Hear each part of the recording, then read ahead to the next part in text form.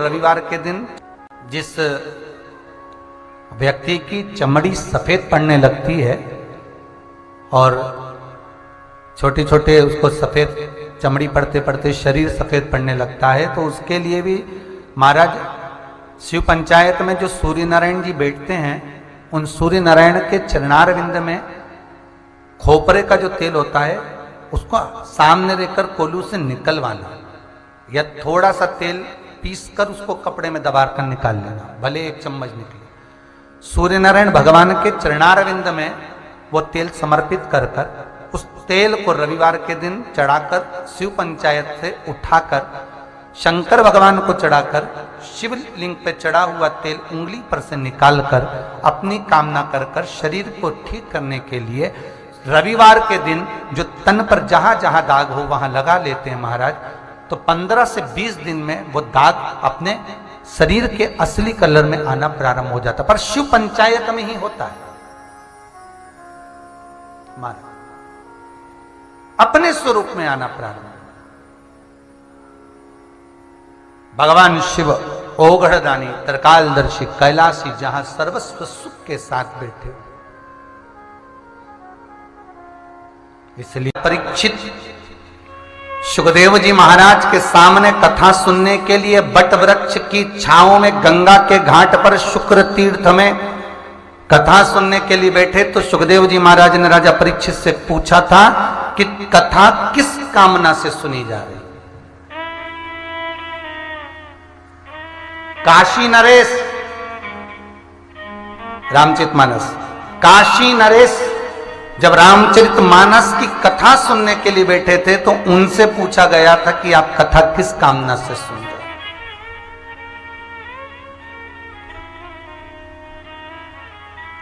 स्कंद पुराण कहती है मनुष्य जो एक बार उनके कान में श्री शिवाय नमस्तुभ्यम तो बोल,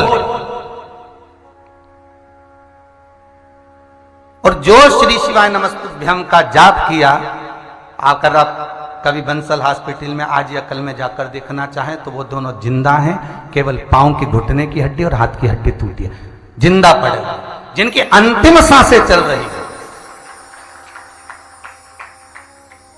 अकाल मृत्यु वो मरे जो काम करे चंडाल का, और काल उसका क्या बिगाड़े जो भक्त हो महाकाल का। शिव के जो उपासक,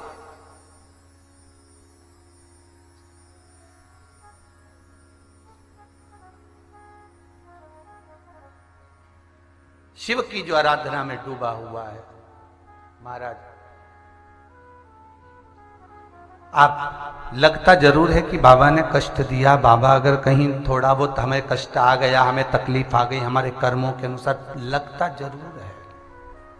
अब देखिएगा वो दोनों व्यक्ति को जब होश आया, उनके भाई वगैरह सब आ गए, तो उनसे पूछा गया कि आप क्या सीहोर कथा में आ रहे थे?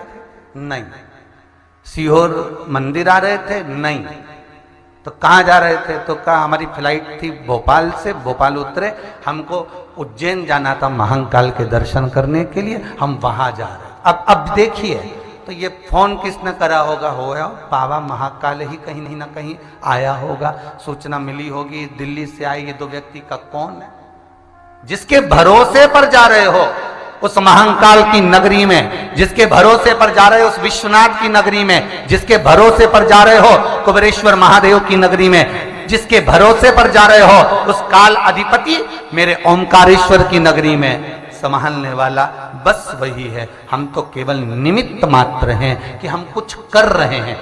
आप निमित्त मात्र हो कि घर चला रहे हो, आप निमित्त मात्र हो कि बच्चों की शादी करना है, बेटी का ब्याह करना है, बच्चों का ये करना है, इनकी फैक्ट्री डल जाए, इनकी दुकान डल जाए, इनका कष्ट दूर हो जाए। आप केवल निमित्त हो जो उनके बीच में मध्यस्थ बने हुए हो, बाकी के करने वाला तो देव अधिदेव महादेव है। जब देवताओं पर कष्ट आया, भगवान विष्णु पर कष्ट आया, ब्रह्मा पर कष्ट आया, राम जी पर कष्ट आया, कृष्ण जी पर कष्ट आया, जब कोई नहीं आया तब देव अधिदेव महादेव सम्मुख में आकर खड़े हो गए कि घबराना नहीं है, अभी शिव है।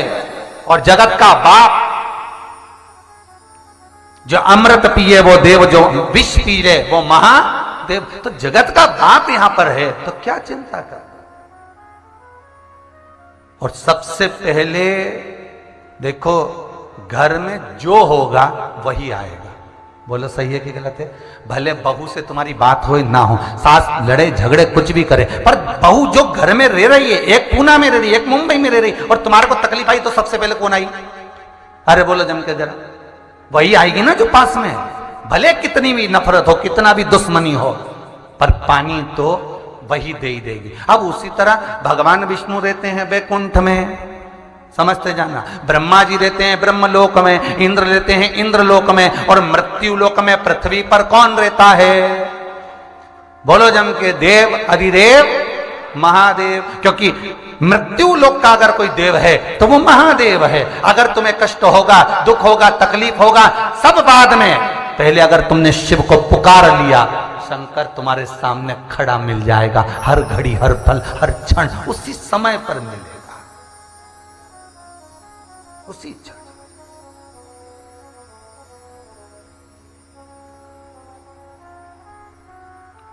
पर हमारी आदत है ना, दूर के ढोल सुहावने, तो पड़ोसन आए तो चाय भी पिलाओ, मौसी सास आए तो रोटी भी खिलाओ, और घर की सास के भले मत पूछो। फिर भी नहीं पूछो तो भी सास सास होती है, भले नहीं पूछा, पर मरने के समय पर वो तुमने पड़ोसन को कितनी भी चाय पिला लो, पड़ोसन को कितनी भी धोख लगा लो, पड़ोसन से कितना भी अचार का पूछ लो, पड़ोसन को कितनी बार भी चप्पल दे दो, कितनी बार भी तुम साड़ी दे दो, पर पड़ोसन अपनी जायदाद का हिस्सा तुमको देगी क्या? अरे बोलो तो नहीं देगी। सास कितना भी झगड़ा करे, लड़े, कितनी भी कोसे गालियां दे, पर मरेगी तो चैन तो तुम्ही को देगी, अंगूठी तो तुम्ही को देगी, रकम तो तुम्ही को देगी, और दौलत भी तुम्ही को देगी। उसी तरह भगवान शिव मृत्यु लोक के देवता हैं। तुम पूछो ना पूछो। एक आध बार शंकर भगवान से पार्वती जी ने भी कहा, भोलेनाथ जी संसार के लोग सारे देवता को पूछते, तुम्हें कोई नहीं पूछता। शंकर भगवान बोले फालतू की बात मत कर, नहीं पूछता तो क्या हुआ, आखिरी में आएगा तो मेरे पास है। पार्वती जी ने पूछा वो कैसे? शंकर भगवान बोले मेरे ससुर दक्ष प्रजापति ने मुझे श्राप दिया है, ए शिव मैं तुझे श्राप देता हूं कि तू शमशान में निवास करेगा। तो शंकर भगवान बोले मैं शमशान में रहता हूं, आएगा तो मेरे पास ही। ऐसी गीली लकड़ी में जलाऊंगा, 3 दिन तक ठंडा नहीं होने दूंगा। पान दे जरा। अब कई कई लोगों की जो अग्नि होती है ना, वो 3 दिन में ठंडी हो जाती है, जाओ तब तक ठंडी मिले। और कई कई की इतनी गर्म रहे तो पानी डाल डाल के ठंडा करना पड़े। तो जिसकी पानी डाल के ठंडा करना पड़े ना, समझ लेना शंकर भगवान इसको भोलेनाथ जी बोले अब जीते जी वजन नहीं कर, पड़े रहे बापड़ा।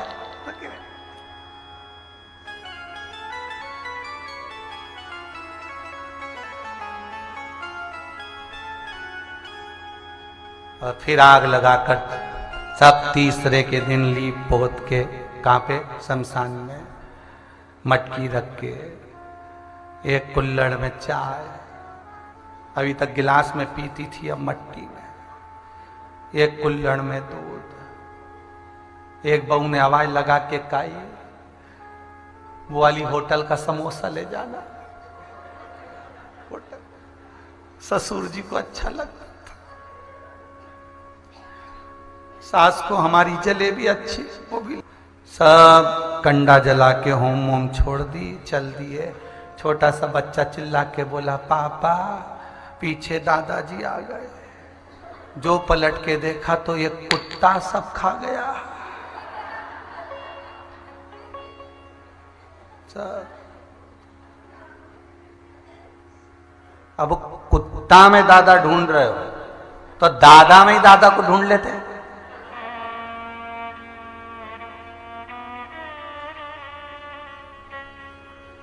जिंदा था तब मान नहीं, सम्मान नहीं, सत्कार नहीं, आदर नहीं। इस लॉकडाउन में सबसे ज्यादा दुख हुआ है बहुओं को। भले बोल नहीं रही, तुरंत खस नहीं रहना हमको, बस हो गई पूजन, चलो। किसी भी मंदिर में, किसी देवालय में, किसी जगह पर जहां पूजन पाठ का स्मरण हो रहा हो, वहां उतने ही क्षण रहना चाहिए जितने क्षण आपकी वृत्ति भगवान में रमी हो।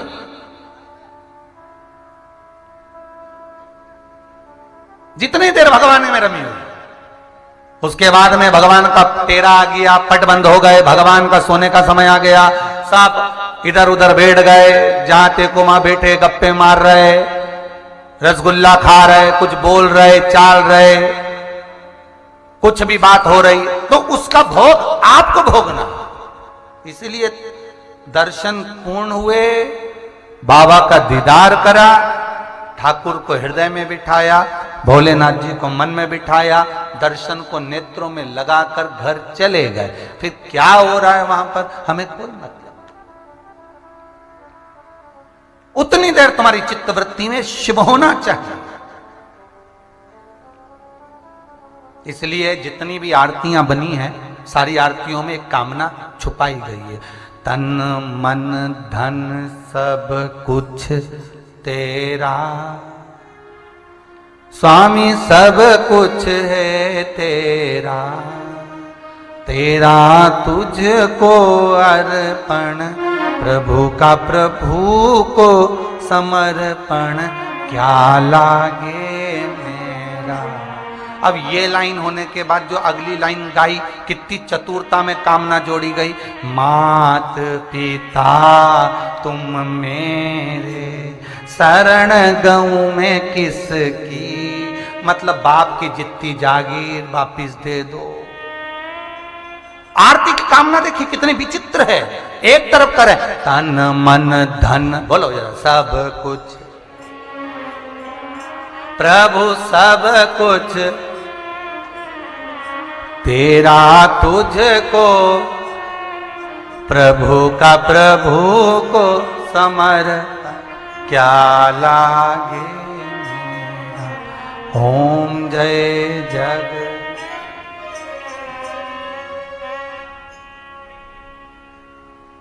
ओम जय जग। अच्छा, एक बार ये आरती में भी घपला हो गया था, है?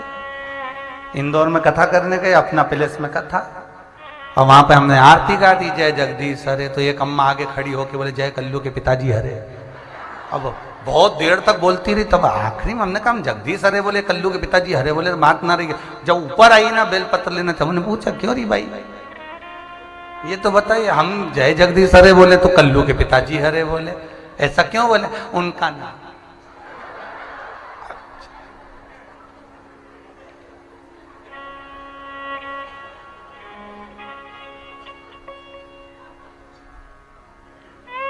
हमने कहा पड़ोसी, छोरा को पकड़ के लाई के पापा, हमने कहा बारी जीजी क्या कहने तेरे, गजब।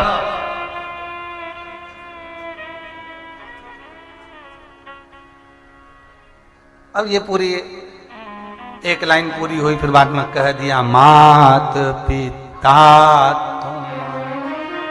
और जो माता पिता होते हैं, ये नहीं लिखा अड़ोसी पड़ोसी तुम मेरे, क्योंकि अड़ोसी पड़ोसी अपनी जायदाद की रकम नहीं देंगे, अपनी जायदाद का हिस्सा नहीं देंगे, चैन अंगूठी नहीं देंगे, दौलत धन नहीं देगा पड़ोसी, देगा कौन? माता पिता।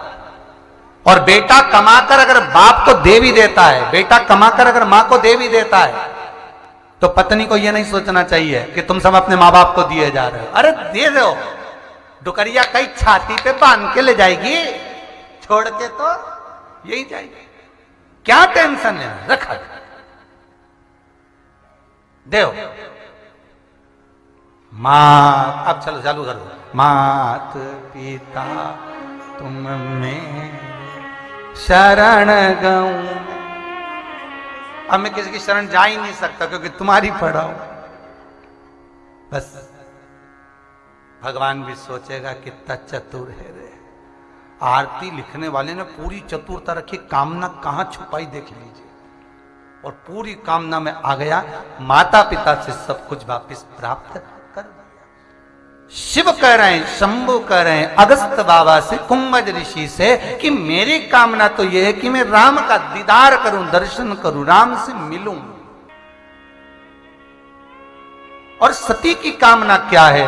तो शिव बार बार जब अगस्त बाबा से पूछे तो कहा गया कि सती की जो कामना है वो कामना इतनी सी है कि उसने ये विचार करा कि ऐसी जिंदगी को तो मैं भस्म कर, मतलब पक्का है कि ये भस्म होगी।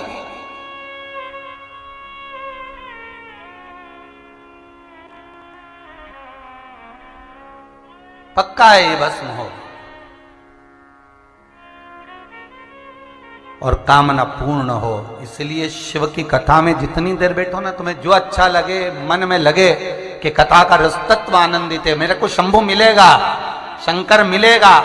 जब मेरा भोलेनाथ एक चोर को कुबेर बना सकता है, लक्ष्मी को नारायण दे सकते हैं, नारायण को लक्ष्मी दे सकते हैं, ब्रह्मा को ब्रह्माणी दे सकते हैं, इंद्र को इंद्राणी दे सकते हैं। भगवान कृष्ण के यहां जब संतान नहीं तो 1,77,186 संतान दे सकते हैं। जो राम जी के लिए पुल बनाकर लंकाधिपति रावण का संहार करवा सकते हैं, वो शंभो, वो शिव मुझे देगा। जरूर विश्वास रखिएगा, विश्वास। फिर क्यों घबराना? और कथा के मध्य में आपकी कामना, आप अगर 7 दिन कथा सुनने के लिए दूर दूर से आए हुए हो, रुके हुए हो, 7 दिन आपकी कामना होना चाहिए। हमें कोई बेरभाव नहीं, बहुत अलमस्त आनंद में जो भाव मिले उस भाव का आनंद लेते हुए कथा का रस तत्व ग्रहण करो।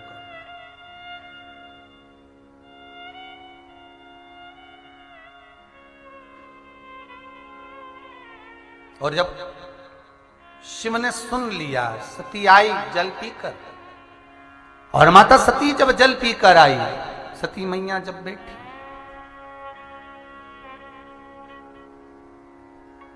सती माता जब जल पीकर आई, बैठी कथा सुनने के लिए, शंकर भगवान और सती माता जब कथा श्रवण करने के लिए बैठे, महाराज सती मैया का चित्त वृत्ति नहीं रम पाई। बैठी जरूर, आखिरी हुआ क्या, कथा सुनकर जब चले, बीच मार्ग में राम जी का दर्शन हुआ, सीता जी की, राम जी की परीक्षा सती सीतावन कर ले।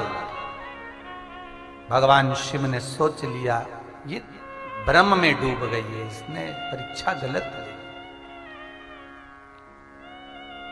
परीक्षा गलत ली, ये ठीक नहीं है,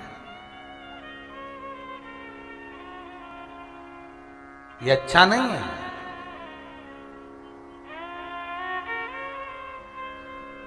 शंभू गए कैलाश, सती मैया नजदीक में बैठी हुई थी। शंकर भगवान के गण भृंगी का एक नियम था कि शंकर भगवान की प्रदक्षिणा करते थे भृंगी,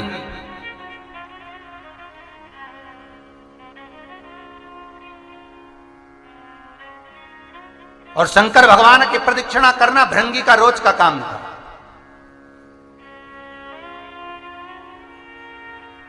प्रतिदिन का कार्य।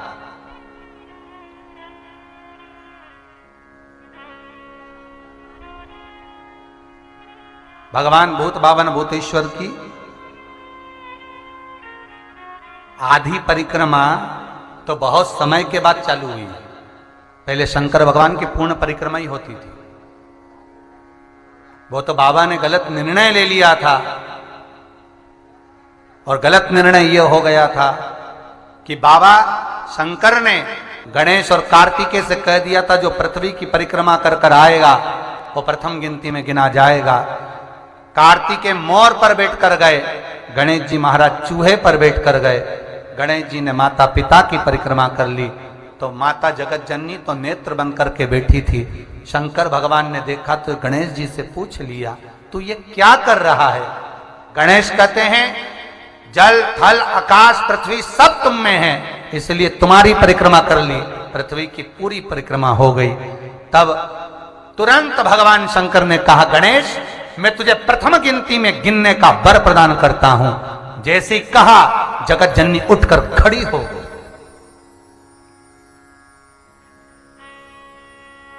कई बार बहाव में बहकर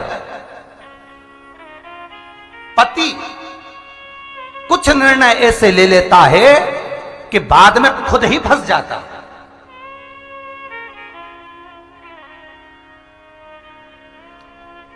किसके लिए कहा, फिर संबोधन पर ध्यान देना, गलत जगह पर मत जाइएगा, सही जगह पर जाइएगा, समझना उसको अच्छे से। कुछ जगह पर पति बहाव में बहकर गलत निर्णय ले लेता है, बाद में खुद पछताता। तो एक जगह कथावाची तो एक माता ने लिख के भेजा, यहां पर पत्नी का नाम क्यों नहीं लिखा?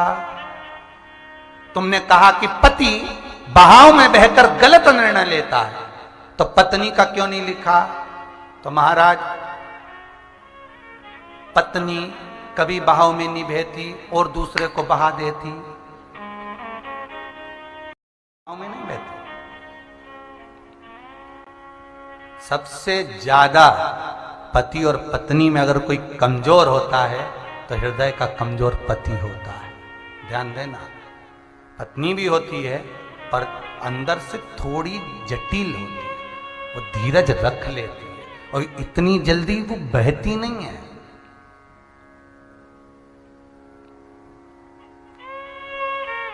नारी में आगे आप कथा में सुनेंगे, भृंगी जी जब उनका संवाद करेंगे पार्वती जी के पास जाकर, तो वर्णन करेंगे कि नारी के भीतर शंकर भगवान के 7 गुण शिव प्रदान करें स्त्री को।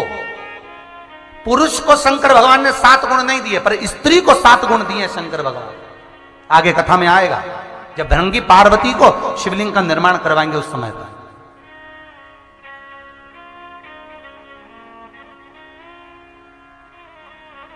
सात गुण भगवान शंकर के स्त्री को दिए गए।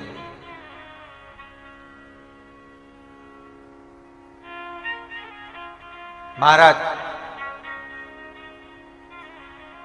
पति बहाव में बहकर कुछ निर्णय गलत ले लेता है, बाद में पछताता है, तो शिव कथा कह रही है शंकर भगवान ने एक निर्णय गलत ले दिया कि गणेश को प्रथम गिनती में ला दिया। कार्तिकेय के सामने मां जगत जननी दुर्गा भवानी, मां गौराणी, मां उमा, मां ललिता, मां कात्यायनी, मां कुष्मांडा स्वतः खड़ी हो गई।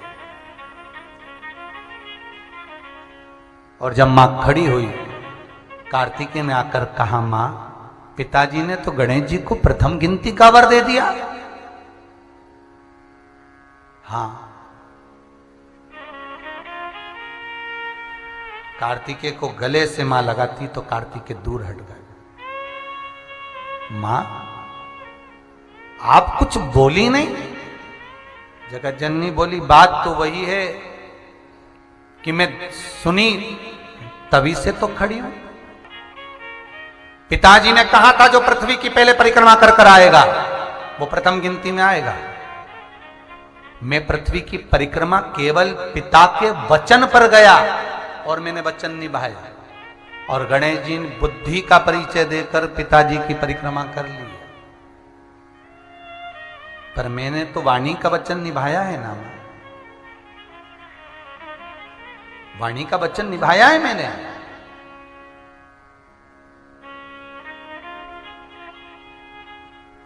फिर निवेदन है, बहाव में बहकर पति वचन दे देता है पर बाद में पछताता है। दशरथ जी को ही देख लो ना साहब,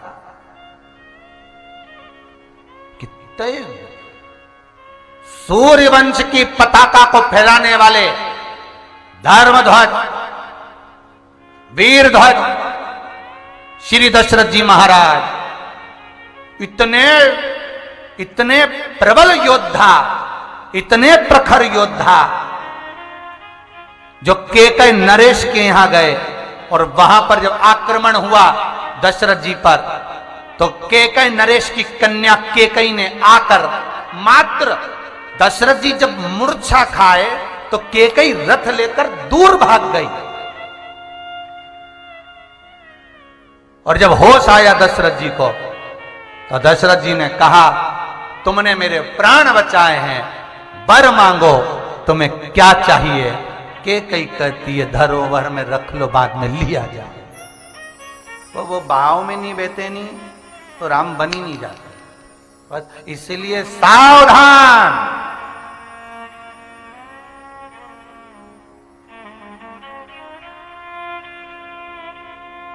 वो कितनी भी रो के बहाव में बहाए थे, पर सावधान, तुम तो हमें कभी कछु नहीं दिला है। 40 साल शादी के हो गए, एक अंगूठी तक नहीं दिलाई।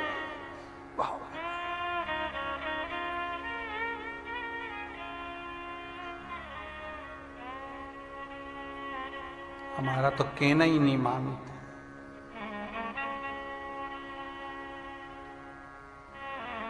दशरथ जी बह गए थे भाव में, शंकर भगवान बह गए पुत्र के प्रेम भाव में। मैंने वर दे दिया, कार्तिकेय रो रहे हैं, नयन जल भरा, माता के सामने खड़े हैं। एक माँ ऐसी होती है जिसके मन में भेद नहीं होता। ये जरूर है कि बड़ी बहू को सोचती है कि छोटी सास छोटी को ज्यादा चाहती, छोटी बहू सोचती है सास बड़ी को ज्यादा चाहती। पर कभी दुकरिया से पूछो तो, कभी बूढ़ी माता से पूछो, कभी माता से पूछना कि वो बड़ी को चाहती कि छोटी को चाहती। मां ने बराबर का दूध पिलाया अपने बच्चों को। सास की दृष्टि में सारे बेटे बराबर होते हैं, दृष्टि में भेद अपने हो जाता है। तो हमको लगता है ये बड़े को चाहती, ये छोटे को चाहती। सास के मन में भेद, हाँ थोड़ा बहुत दे दो, तुमसे पहले आई है, बड़ी बहू है, तुमसे पहले आई है। जब 2-4 साल पहले आई है तो सास से थोड़ा बहुत तो लगाव झगड़ा हुआ ही होगा, या तो बैर बना होगा या प्रेम बना होगा। अब तुम तो अब भी आई, तो थोड़ा हमारे बराबर रेखे तो देखो, 2-4 साल ज्यादा, तब मालूम पड़ेगा कि जगदम्बा कैसी है। अभी क्या सोचना। और आते से तुमने तो अंदाजा लगा दिया कि सास बड़ी को ज्यादा चाहती है, सास छोटी को ज्यादा चाहती है, तुमने तुरंत अंदाजा लगा लिया। अरे तेल देखो और तेल की धार देखो, अभी तो चालू हुई है। इतनी जल्दी अंदाजा नहीं लगा सकते कि कौन व्यक्ति कैसा है। कई माताएं हमारे पास आती हैं, हम तो यहाँ बैठते हैं ऑफिस में, सवेरे 9:30 बजे से 10:30 बजे तक सबसे मिलते हैं। ऐसा नहीं कि नहीं मिलते, यहाँ बैठते सबसे बात होती। तो कई माताएं आती और वो फोटो लेके, गुरुजी लड़के की लड़की देखी, मोबाइल पे दिखाई, कैसी लगी? हमने कहा जोरदार है री, अच्छी। गुरुजी हम 8 लोग गए थे गुरुजी लड़की देखने, इतनी बढ़िया संस्कारित लड़की गुरुजी, मुंडा से आवाज नहीं आए, बाकी चुप, एकदम बढ़िया, बिल्कुल नहीं बोली गुरुजी। हमने जितना प्रश्न किया ना उतना ही करा, आप देख के बताओ कैसी? हमने कहा बढ़िया है। गुरुजी इतनी बढ़िया, हम 3 घंटा बैठे पर उसके मुंह से आवाज नहीं आई गुरुजी। हमने भी मन में सोचा, अभी नहीं बोली, जब वो बोलेगी तो तू भी डोलेगी। काहे बोलेगी? शादी कराना है कि नहीं कराना? बिल्कुल नहीं बोली।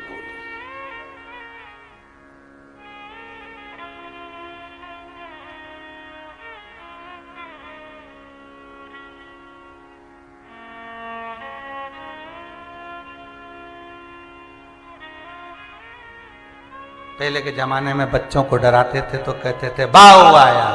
आज के जमाने में सासों को डराना हो तो कहते बहू आई, बेचारी खाती खाती।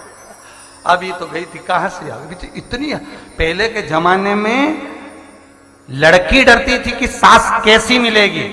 आज के जमाने में सास होन बेचारी पसीना छूट जाए, जगदम्बा कैसी आएगी।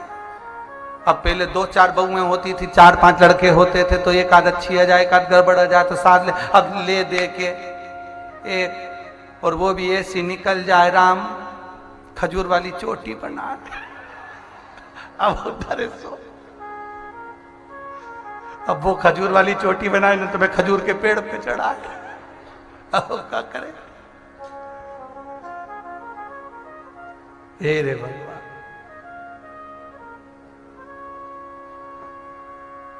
शिव कथा कह रहा, शंकर का अनुमोदन कर रहा है, शिव महापुराण कह रहे, दरा का सुख। ये ठीक नहीं करा, आप बहाव में बह गए, आपने गलती कर दी भोलेनाथ, बहुत बड़ी गलती।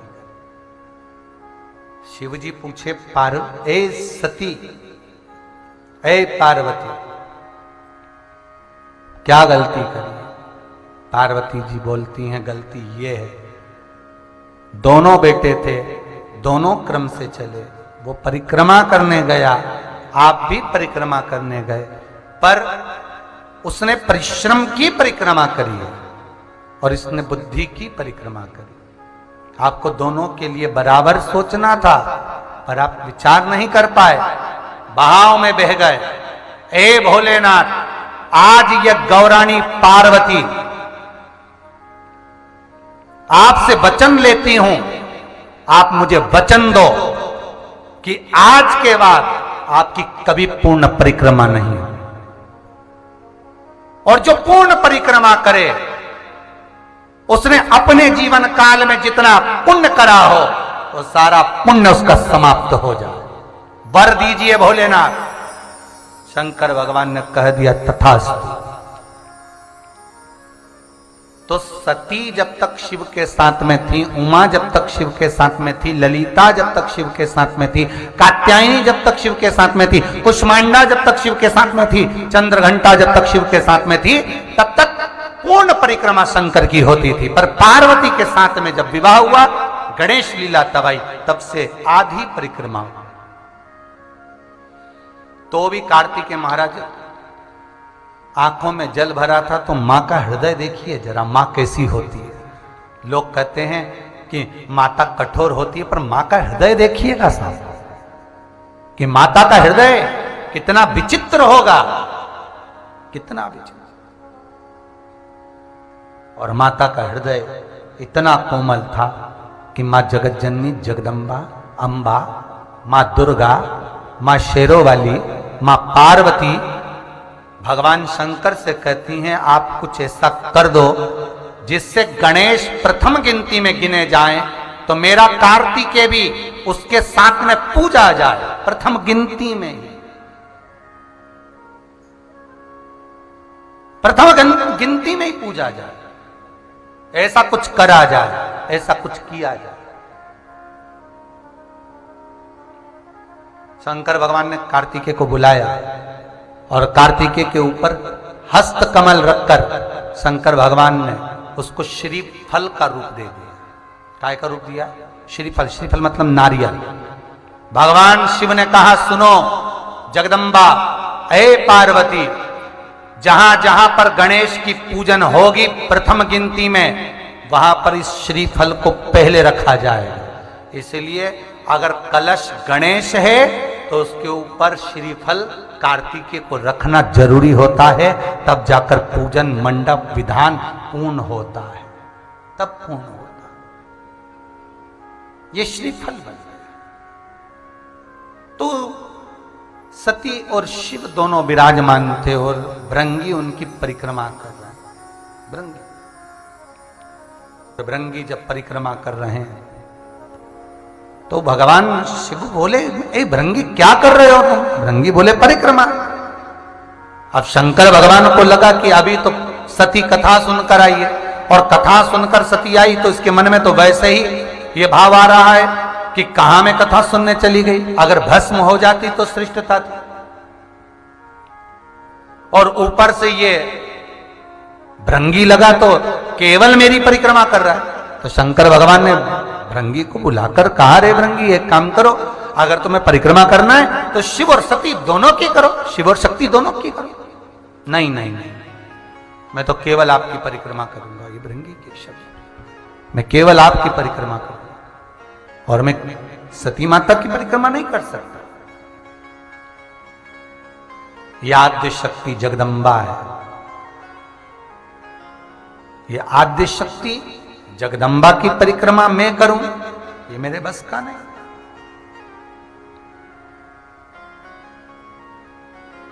जब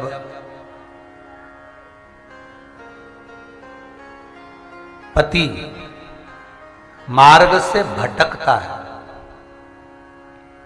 किसी अन्य स्त्री के चक्कर में आ जाए या कोई अलग जगह उसकी व्यसनता, उसकी दोस्ती बढ़ती जा रही है, जुए में रमने लगा है, गलत कर्म में जाने लगा है, उस पति को सही मार्ग पर लाने के लिए ताने नहीं दिए जाते, गाली नहीं दी जाती, झगड़ा नहीं करना चाहिए। एक काम करना चाहिए, जहां पर शिव पंचायत बैठी है। शिव पंचायत में कौन कौन होता है?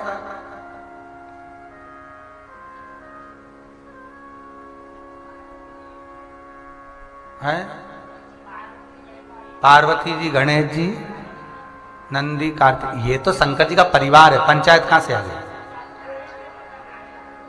शिव पंचायत, सूर्य नारायण, भगवान विष्णु, जगदम्बा, भोलेनाथ, ये शिव पंचायत के अंतर्गत, गणेश जी, ये पंचायत के अंतर्गत ये आते हैं शिव पंचायत।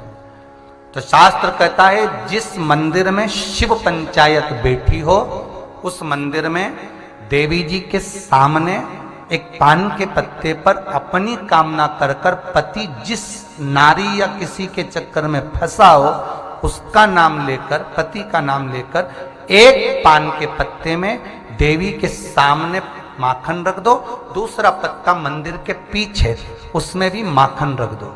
महाराज, कुछ बोलना नहीं है, चालना नहीं है, पति को यहां जरूर कामना करना शिव पंचायत। और पंचायत में जाकर, जगत की पंचायत में पंचायत ही नहीं करना, शिव पंचायत में पहुंचकर अपनी बात पंचों के सामने रख देना। बस 3 महीना इंतजार करना। ऐसी फूट पड़ती है, ऐसी फूट पड़ती है कि वो एक दूसरे का मुंडा ही नहीं देखे, बापड़ा, और वो सामने आए नहीं, वो चप्पल लेके दौड़े, और वो कुछ बोले तो वो गाड़ी लेके धुने। बस अपने चाहिए ही क्या? अरे बोला तो सही है, बस बात खत्म। वो उधर झगड़ा करे, इन्हें प्रेम बढ़े। अब कई माताएं कहती है गुरुजी हमने तो देवी जी के मंदिर, अरे देवी जी के मंदिर, शिव पंचायत में अपनी बात पंचों के सामने पहुंचना चाहिए। पंचों के सामने पहुंचेगी तब तो काम होगा। अब तुम तो सोचा अपने घर में ही कर लो, और सारे उपाय घर में कर लिए, और सोचे कि काम ही नहीं हो रही, हमने तो करा, हमारा तो काम ही। तो हमने पूछा कहां करा? तो कि घर में ही करा। तो घर में कोई हो, घर में तुम्हारी पंचायत खत्म नहीं हो, तुम्हारी शिव पंचायत कहां से? शिव पंचायत में जाकर के, और जब आप शिव पंचायत के अंतर्गत, महाराज शिव पंचायत के मंदिर बहुत कम होते हैं, पर अपने हृदय की बात रखने के लिए शिव पंचायत में बात कहना जरूरी है। भगवान शिव ओघड़दानी, त्रिकालदर्शी, कैलाशी, अविनाशी, शंभो प्रभु।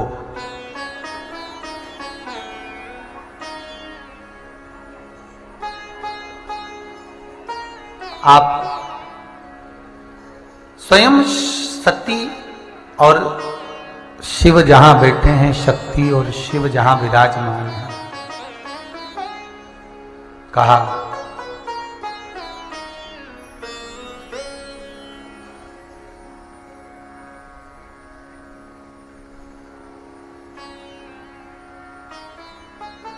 ए भृंगी, यदि तुम, हे भृंगी, यदि तुम मेरी अकेले की परिक्रमा करते हो तो ये सती को ठीक नहीं लगेगा, सती को श्रेष्ठ नहीं लगेगा।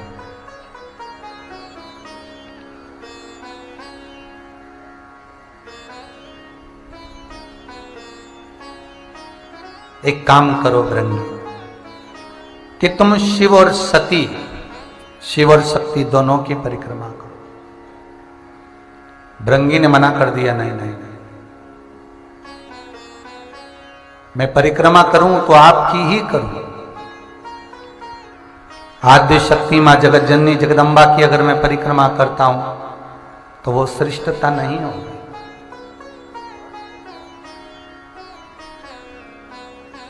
अगर मैं मां जगतजननी दुर्गा भवानी की परिक्रमा करूं तो उसमें मेरी श्रेष्ठता नहीं होगी महाराज। भृंगी कहते हैं मैं केवल आपकी ही परिक्रमा करना चाहता हूं। नहीं माने, भगवान शिव ने फिर समझाया, भृंगी नहीं माने।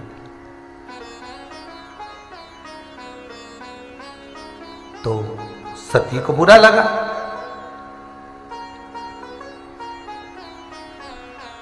कि मेरे को छोड़कर भृंगी शंकर जी की परिक्रमा कर रहा है, ये ठीक नहीं है। तो पार्वती जी थोड़ी नजदीक में सरक गई, शिव जी के पास में सती माता नजदीक आ गई। अब जैसे ही सती माता नजदीक आई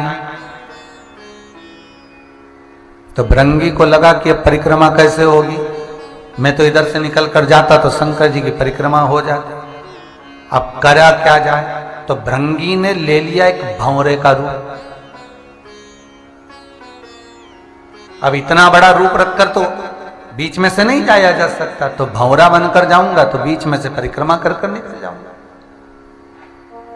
अब भृंगी भंवरा बन गया और भंवरा बनकर जहां सती और शिव बैठे थे उनके बीच में से थोड़ी सी सर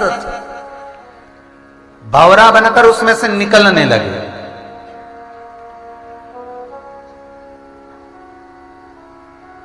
जैसे ही निकलने लगे, सती मैया ने देखा कि भंवरा बनकर भृंगी निकल रहा है, तो सती मैया शिव के पास में आकर, भगवान शंकर के नजदीक में आकर, गले में बैया डालकर मां सती शिव से सिर मिलाकर जब बैठी तो भृंगी ने देखा कि अब परिक्रमा का कोई स्थान नहीं रहा। भृंगी वापिस सम्मुख में आ गए, वापिस सम्मुख में। भगवान शिव बोले, भृंगी तू क्या चाहता है बोल। भृंगी कहते हैं, हे कैलाशी अविनाशी, हे शिव, हे शंकर, हे भोलेनाथ, कृपा इतनी सी कर दीजिए कि नाथ आपका कोई ऐसा स्वरूप हो जिस स्वरूप में माता और पिता सर्व परिवार समेत एक ही जगह पर स्थापित हो, तो वहां की भले आधी भी परिक्रमा करी जाए तो वो पूर्ण मानी जाए, ऐसी कृपा मुझ पर कर दो। भगवान शंकर सती का भाव जान गए। जैसे सती और शिव दोनों नजदीक हुए, वही भाव मेरा। भगवान शंकर ने भृंगी से कहा, भृंगी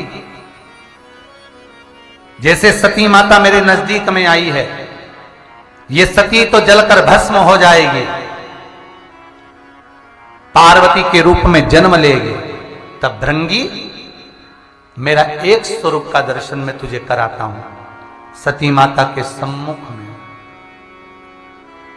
माता सती के सम्मुख। भगवान शंकर ने सती को एक सुंदर स्वरूप के रूप में विराजमान करा, शिला के स्वरूप में। जहां सती माता का हस्त कमल नजर आ रहा था, उसी स्वरूप पर भगवान शंकर गोदी लगाकर, पालकी लगाकर हस्त कमल पर विराजमान हुए। तब उस स्वरूप का दर्शन जो भृंगी ने करा, यही जलाधारी और शिवलिंग का दर्शन था। ए भृंगी, जब सती पार्वती बनकर जन्मेगी, उस समय पर जब पार्वती का हृदय चित्त विचलित ना हो और पार्वती शिव की आराधना में जब डूबे, घोर तप माता पार्वती करे शंकर को पाने के लिए, तो शंकर मिलने वाले नहीं हैं। पर यदि यही पार्वती जो स्वरूप का दर्शन मैंने भृंगी तुझे दिया है, ऐसा स्वरूप का निर्माण कर कर यदि पार्वती पूजन करेगी तो उसको ये महादेव शीघ्र प्राप्त होगा। और सुन ए भृंगी, इस संसार सागर में, मृत्यु सागर में मेरा ये स्वरूप जटा बांधा हुआ, त्रिनेत्रधारी, त्रिशूलधारी, त्रिपुंडधारी, मृगशाला पहना हुआ, इस स्वरूप का पूजन दर्शन मृत्यु लोक में नहीं होगा। मृत्यु लोक में अगर दर्शन होगा तो जो तुझे मैंने दर्शन दिया है, यही गौरा और शिव का सुंदर सती और शिवलिंग का दर्शन तुझे मृत्यु लोक में होगा। जो मनुष्य शंकर भगवान के शिवलिंग का दर्शन करता है, पूजन करता है, उसे शिव पंचायत का, शंकर के संपूर्ण परिवार का, पार्वती हो, सती हो, गणेश जी हो, कार्तिकेय हो, संपूर्ण परिवार के दर्शन का पुण्य भाग उसे प्राप्त हो जाता। तो कल का प्रश्न था कि पार्वती जी को किसने, क्योंकि पार्वती तो वन में चली गई थी,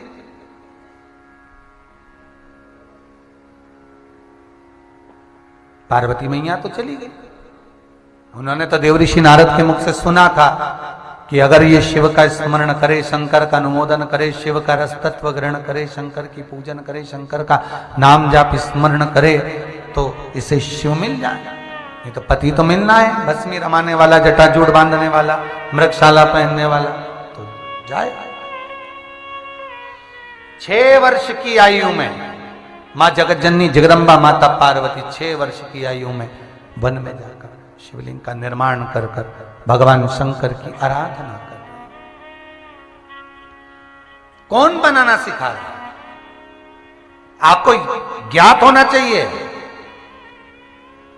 कि पार्वती मैया को शिवलिंग का निर्माण करना किसने सिखाया था? तो का भृंगी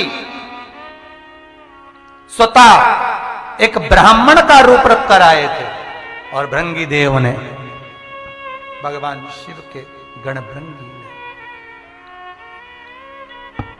भगवान शिव के गण भृंगी ने मां जगतजननी जगदम्बा के सामने पहुंचकर, छोटी सी जगदम्बा मात्र 6 वर्ष की आयु माता पार्वती की है, नयनों में सुरमा मां लगाई है, होठों पर लाली है मां के, नाक में नथनी है मां के, सुंदर बोर माता के मस्तक पर, हाथ में चुड़ला, पांव पैजनिया, सुंदर लहंगा, सुंदर चोली, सुंदर चुंदड़ी मां धारण करी है, और सुंदर कानों में कर्णफूल मां के पड़े हुए हैं, गले में सुंदर सुंदर हसली हरवे पड़े हुए हैं, कमर में करधनी मां 6 वर्ष की आयु की वो कन्या, इतनी सुंदर प्रतिबिंब है मां का,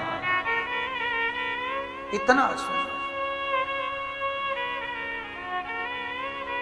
एक माता जी प्रश्न कर रही थी, आज सवेरे उनका प्रश्न था, क्या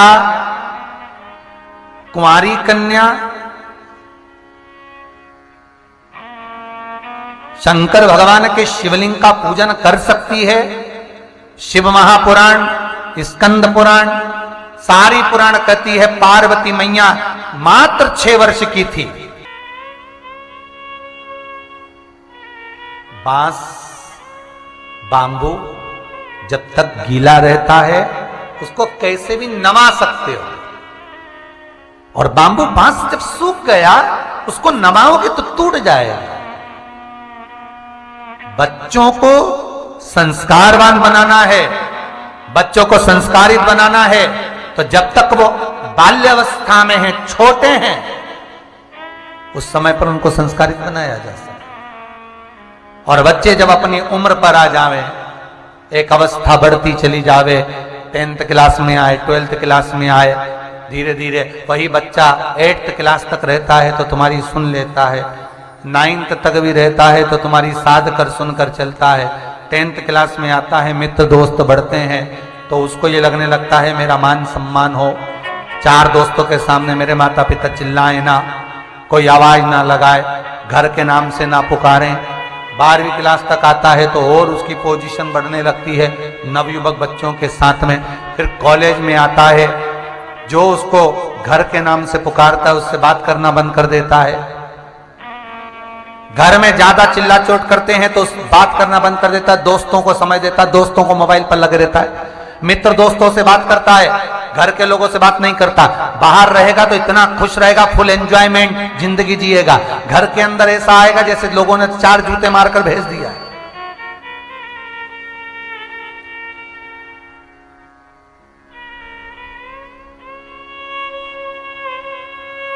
फिर माता पिता किसी गुरुजी के पास जाकर पूछेंगे, बताओ महाराज जी हमारे लड़के की गृह दशा गड़बड़ चल रही है। फिर कोई आएगा, पत्रिका देखेगा, ज्योतिषी बताएगा, ये रत्न पिनाओ, ये आभूषण पिनाओ, घर की दिशा बदल दो, ये बदल दो, वो बदल दो, पर ये नहीं कहेगा कि औलाद को संस्कारित कर दो।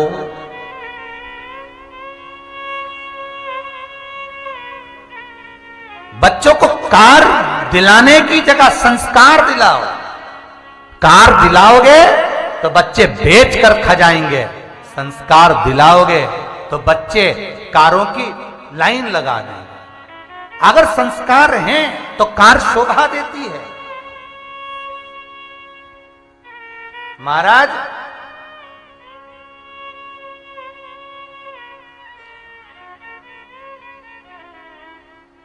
बीस वर्ष तक माता पिता बच्चे को पढ़ा लिखा कर राम बनाने की चेष्टा करते हैं और 20 दिन की कुसंगति बेटे को रावण बना देते हैं। मात्र 20 दिन की कुसंगति।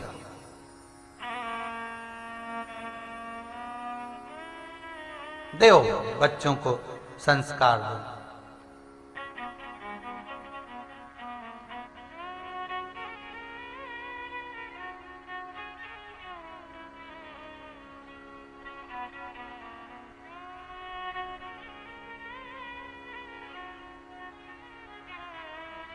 बीस दिन की कुसंगति बेटे को रावण बना दे। पढ़ाओ, अपने बच्चों को खूब पढ़ाओ,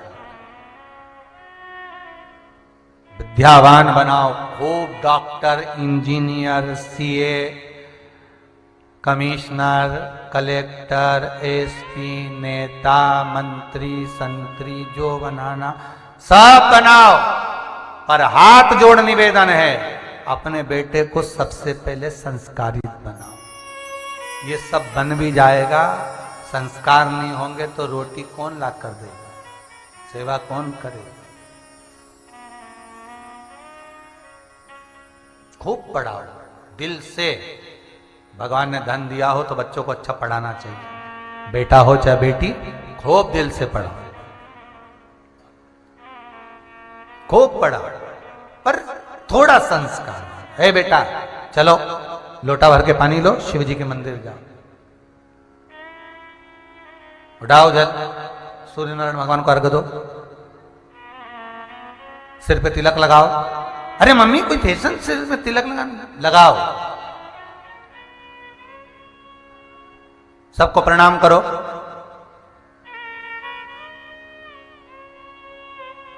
एक हाथ उठाया, इधर से उधर तक दादा दादी को सबको प्रणाम कर लिया, ताई चाचा को प्रणाम कर लिया। हाथ से वो बच जाए, पर माँ ने एक बार भी नहीं किया। माँ तो खुश हो गई, प्रणाम तो कराना, इतना तो झुक गया नहीं। अरे तो पूरा झुका नहीं, इतना झुक गया नहीं।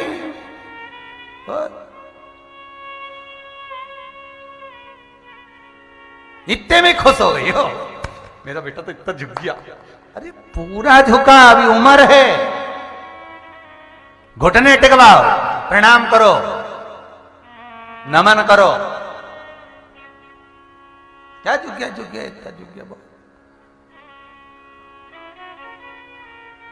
सिखाओ बच्चों को, संस्कार श्रेष्ठ हो तो जीवन आप रूप सार्थक हो, जीवन की सार्थकता बनेगी।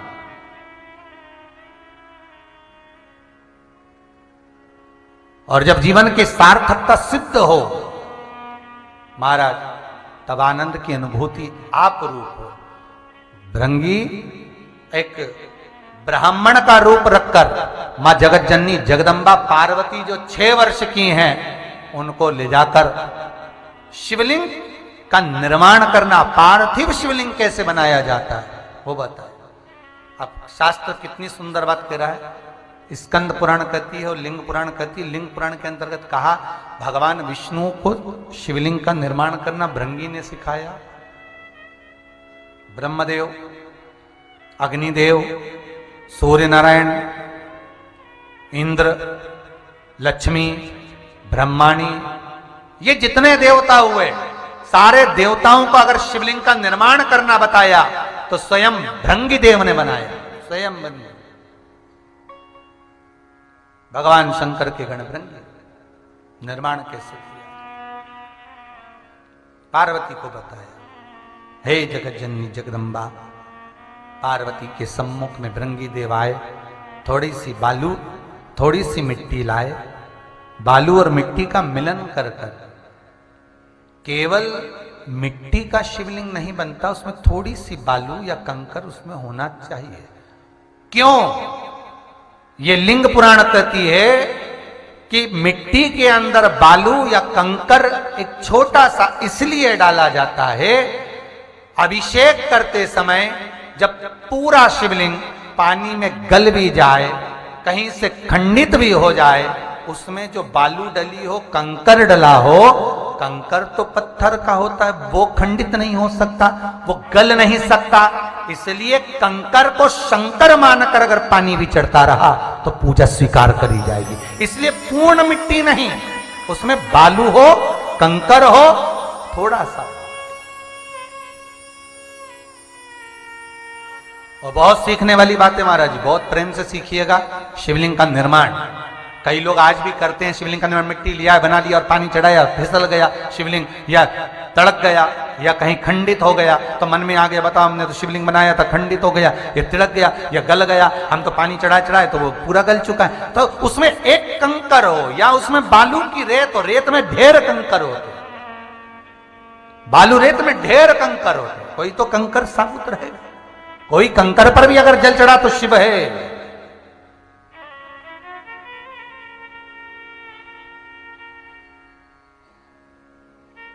शिवलिंग का निर्माण करना भृगु देव बता रहे हैं। पार्वती माता को देखकर जगदम्बा, ये जो शब्द है जगदम्बा, ये शब्द भृंगी देव ने माता को दिया है। भृंगी देव, हे जगदम्बा, हे जगदम्बे।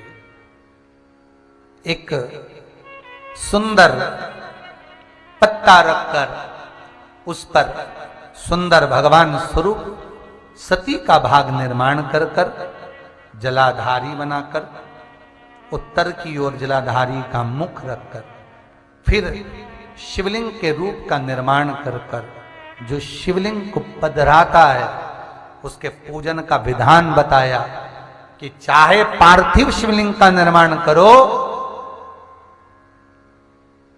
चाहे घर के अंदर शिवलिंग रखो, छोटा शिवलिंग का निर्माण होना चाहिए। हां, अगर किसी मंदिर का निर्माण हो रहा है, किसी मंदिर में प्राण प्रतिष्ठा हो रही है, किसी मंदिर में शंकर का शिवलिंग विराजमान हो रहा है, तो जो जजमान शिवलिंग का निर्माण, जो जजमान प्राण प्रतिष्ठा कर रहा है, जो जजमान प्रतिष्ठा करने के लिए बैठा है, उस जजमान के 12 उंगल से बड़ा शिवलिंग होना चाहिए। अगर मंदिर में शिवलिंग है, कहीं बाहर अगर शिवलिंग है, तो यजमान जो पूजन करे उससे 12 उंगल बड़ा शिवलिंग, हाँ 12 उंगल से और बड़ा शिवलिंग होगा तो वो कोई दिक्कत नहीं है, उससे फल ही मिलेगा। पर मंदिर के अंदर देव पूजन के लिए जो मंदिर बनाए जाते हैं उसमें 12 उंगल से अगर नीचे का शिवलिंग होता है तो वो श्रेष्ठता नहीं देगा।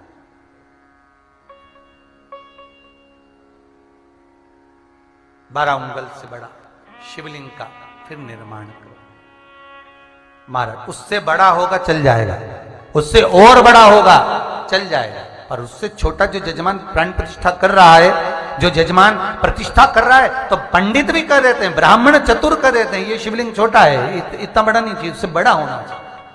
जो जजमान पूजन करे उसको उसका फल मिले, उसको पुण्य फल प्राप्त। जब ही तो आप लोगों को हम बारंबार कहते हैं कि आप लोग जो भी उपाय करते हो वो घर में कर लेते हो, आपसे कहते हैं मंदिर में जाकर करो। मंदिर में जाकर करोगे तो शिवलिंग जो बड़ा स्वरूप का होता है वो अधिक फल देने वाला है, उसका आनंद सुख अलग। जैसे बेलपत्री का छोटा सा पौधा पार्वती का स्वरूप होता है, बेलपत्री का जो बड़ा मध्यस्थ पौधा होता है वो उमा और ललिता का स्वरूप होता है। बेलपत्री का जो बड़ा वृक्ष होता है वो 64 योगनियों का फलस्वरूप होता है। बेलपत्री का और बड़ा वृक्ष जिसमें फल लगने लगे हों वो वृक्ष पार्वती, जगदम्बा, सती, भगवान शंकर की जो अर्धांगिनियां है, भगवान शिव की जो रानियां है, पूर्व में जो रही, चाहे पार्वती हो, चाहे उमा हो, चाहे कात्यायनी हो, चाहे चंद्रघंटा हो, स्कंदा हो, कुष्मांडा हो, उसका स्वरूप होता। उसका।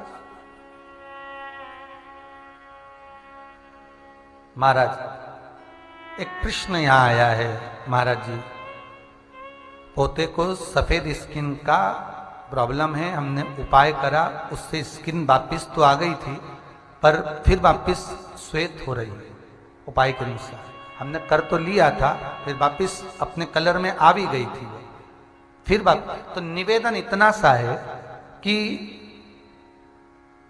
एक बार उपाय, शिवरात्रि का उपाय जो है वो शिवरात्रि के दिन भस्म चढ़ाकर अवश्य करें। और दूसरा जो सफेद स्किन के लिए उपाय बताया गया आज की कथा में, सती शिव चरित्र में, उसका स्मरण करें एक बार, उसको अवश्य करें। और भस्म वाला जो उपाय है वो लगभग 5 बार तो अवश्य करें।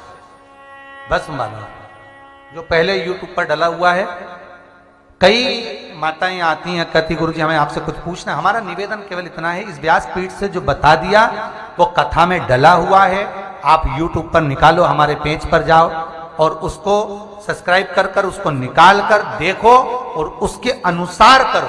आप सोचो कि नीचे उतर कर हम कुछ बता दें तो नहीं बता सकते। कई लोग कहते हैं गुरुजी से बात कराओ, हाथ जोड़कर निवेदन है, हमें तो फोन पे बात करना ही नहीं आती, हम ना करते। कछु का कछु बोल दे दादा और तुम रिकॉर्ड कर लो, तुम्हारा कहीं जाए, तो हमारे को तो कुछ आता ही नहीं। निवेदन इतना है, इस व्यासपीठ से, ये व्यास जी महाराज की गादी से, शंभू की गादी से, ये शंकर भगवान की गादी से जो कहेंगे बस उसको यदि आपने किया, शंकर की पुराण के सामने जो किया वो आपको फलित हो। और आप उस उपाय को करें और घर के शिवलिंग पर करने की जगह आप मंदिर के शिवलिंग पर करें, उसका फल हजारों गुना आपको प्राप्त। धन और पुत्र,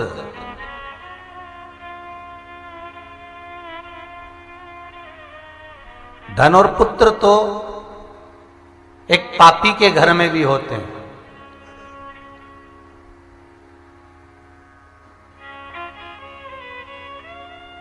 पर उसके घर में सत्कर्म नहीं हो पाता, उसके घर में भगवत स्मरण नहीं हो पाता।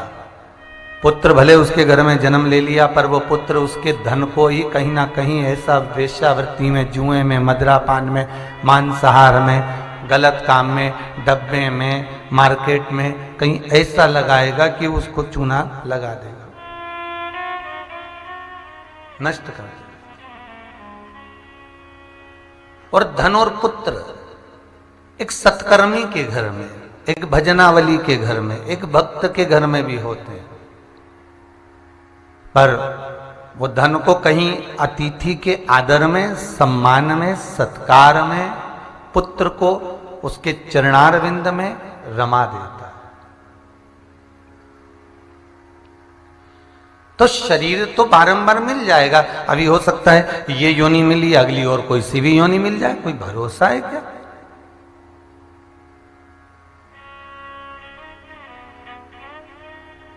फिर कोई दूसरी योनि बदल कर मिल जाए तो मनुष्य की देह नहीं मिलेगी तो अगली योनि तो मिलना है। ये शरीर का जो खोल मिला है ये त्याग कर फिर वापिस दूसरी ना दूसरी कोई शरीर में हमको जाना ही है।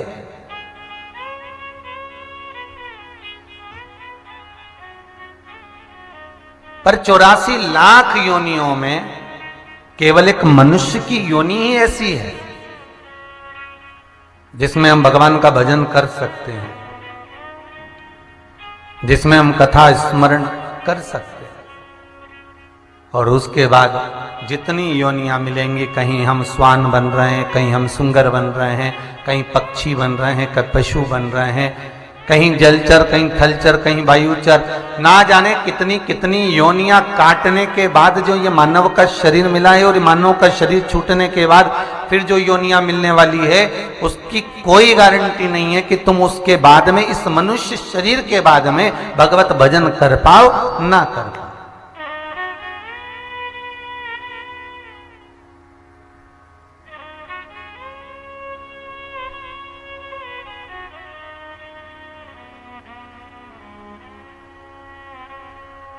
एक क्रम हमारे जीवन का मानव देह को पाने के बाद होना चाहिए। आप निवेदन है कि कहीं अगर नहीं जा सकते तो भगवत नाम का जाप, भगवत नाम का स्मरण घर बैठ कर भी कर सकते।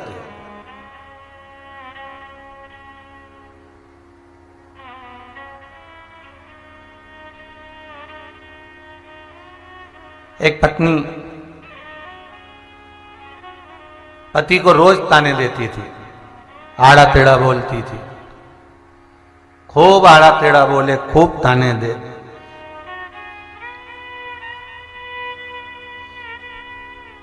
और पति से बोले कि मुझे तुम अमरनाथ लेके चलो, मुझे तुम केदारनाथ लेके चलो, दर्शन करा के लाओ।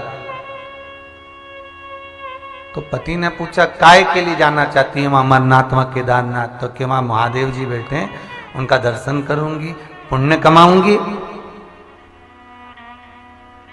और अपने जीवन को सार्थक करूंगी।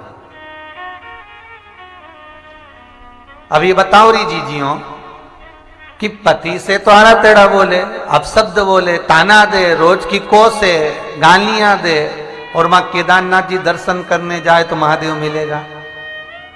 अरे बोलो तो जरा, मिलेगा? नहीं मिलेगा।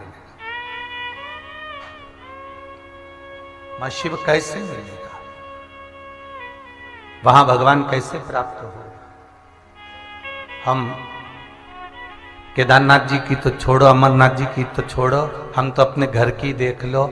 घर में इतना क्लेश मचाए और रोज शाम को मंदिर जाए, अगरबत्ती लगाए, दिया लगाए, तो ही घर के लोग समझ जाए चल दी कुत्ता में, बस अब उत्ते में ही समझ जाए कि भाई चल दी, अब ये मंदिर जा रही है बस।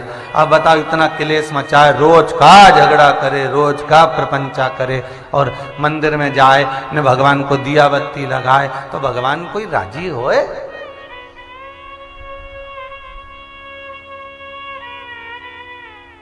कपड़े बदलने की जरूरत नहीं, भगवान को पाने के लिए मात्र कलेजा बदलना।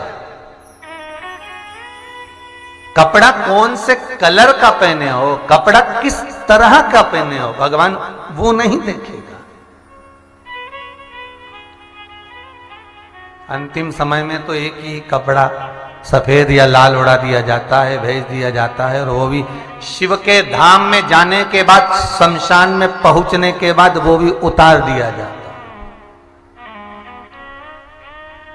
वो भी समाप्त। बस केवल जैसे माता के गर्भ से जन्मे थे वैसे कि वैसे ही हमको जला दिया जाता। फिर भी इतना अभिमान में मनुष्य जीता है, जब बात करो तब कह रहे मेरी फैक्ट्री है, मेरी दुकान है, मेरी जमीन है, मेरी जायदाद है, मेरी पत्नी, मेरे बच्चे, मेरा परिवार, मेरा परिवार। जोड़ जोड़ के मर गया इतना अहंकार में, और आखिरी में मालूम पड़ा सब धरा की धरा रह गया और शमशान में राख का ढेर बन गया। कहां गया?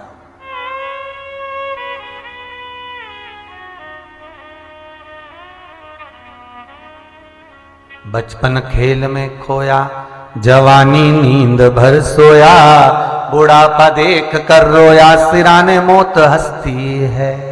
अंतिम बिंदु में जब हमारा संपूर्ण समय चला जाएगा, संपूर्ण समय, जैसे एक शक्कर की बोरी घर में लेकर आओ कि बेटी की शादी है, उसकी शादी में मेरे पास कुछ भी नहीं तो एक शक्कर की बोरी लाता हूं, नुक्ती बनवा लूंगा, बूंदी बनवा लूंगा, सबको खिला दूंगा।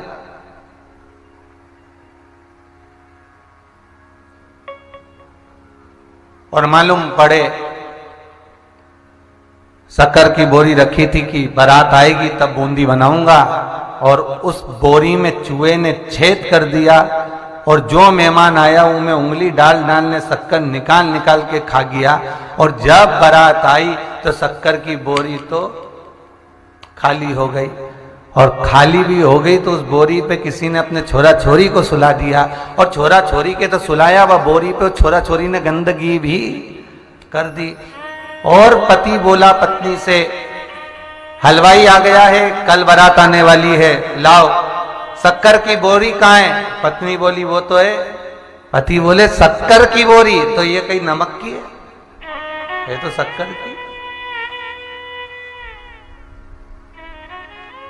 अरे तो शक्कर की, तो ये शक्कर की तो है, तो ये तो भरी थी, तो ये खाली कैसे हो गई पता नहीं। और खाली भी हो गई तब उसे जड़ाऊंगे तो मैं तो गंदगी कर दी। बच्चे को सुलाकर क्या करें इस शक्कर की बोरी का, कुछ नहीं। हलवाई झारा पटक कर कहे लाओ शक्कर लाओ तो नुक्ति बना दूं, पर अब कुछ है ही नहीं। तो आखिरी में वो शक्कर की बोरी को आग लगा दी, और फिर उसको लगाने के बाद भी देख लो 2-4 दाना शक्कर का निकल गया, तो उससे क्या नुक्ति बने कि खोपरा पाक बने, कुछ नहीं। बस यही हमारा जीवन है। जब आए थे तब एक पेट शक्कर की बोरी की तरह हमारा जन्म हुआ था। नेत्र बनते, श्रवण शक्ति बनती, हाथ पैर सब बंधे हुए थे। और जैसे ही जन्म लिया, किसी ने लाड लड़ाया, प्रेम करा, स्नेह करा, लाला लाला कहकर, बेटा बेटा कहकर, और सबसे पहले नेत्र खुल गए और शक्कर की बोरी में छेद हो गया।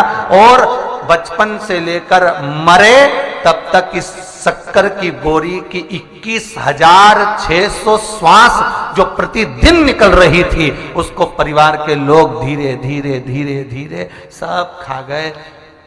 एक दिन वो शक्कर की बोरी की शक्कर खत्म हो गई, आत्मा निकल गई, बोरी गंदी होकर पड़ी है। और गंदी बोरी पड़ी हुई है, अब कोई हाथ भी नहीं लगाता, तो उसको जला दिया गया। और जलाया तो तीसरे के दिन फिर समेटने गए कि 2-4 दाना शक्कर का मिल जाए। 2-4 हड्डी के दाने मिले, उसको लोटा में भर के, लाल झोली में बांध के, घर में दूध से धो के, बहुवन बेचारी खूब रोए, हमारी इतनी बड़ी अम्मा इतनी सी हो गई। और वो शक्कर की बोरी के 2-4 दाने ले जाके हरिद्वार छोड़ दिया।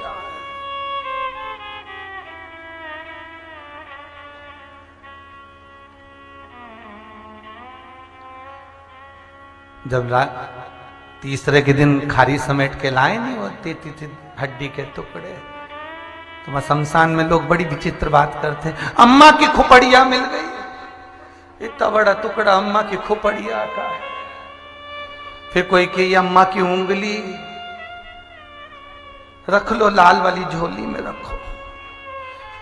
सारी राख एक साइड, और जो हड्डियों के थोड़े बहुत टुकड़े मिलते ना, उनको अलग झोली में भरा जाता। ये अम्मा के पांव की उंगली है, रख लो। अम्मा के दांत अब ऐसे संभाल के रख रहे, तो मन में आया एक बार मुंह से कह दे कि पूरी अम्मा को ही रख लेते हैं, काय को आग लगाई, क्यों आग लगाई?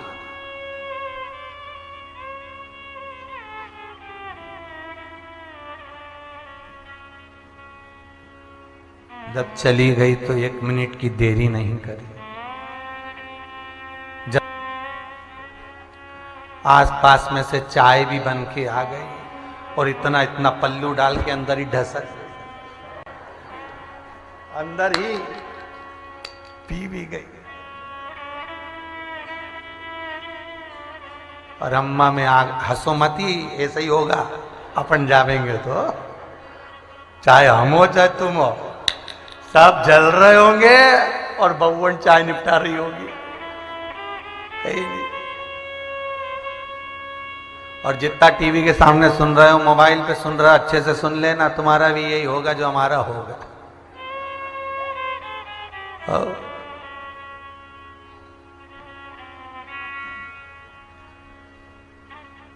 बस तेरा दिन याद करे, क्यों रे मन सुमिरन क्यों नहीं करे। केवल तेरा दिन, उसके सिवाय कोई नहीं पूछेगा कौन कहां गया, कैसा था, क्या हो गया था, कोई नहीं पूछेगा।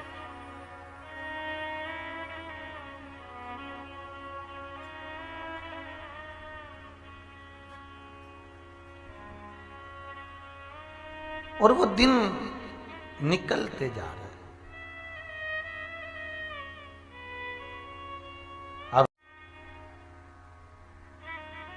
एक गुरु से एक चेले ने पूछा, गुरुवर इस संसार सागर में स्वयं रामकृष्ण परमहंस जी से पूछा गया कि संसार सागर में आप इतनी मस्ती में कैसे जी लेते हो?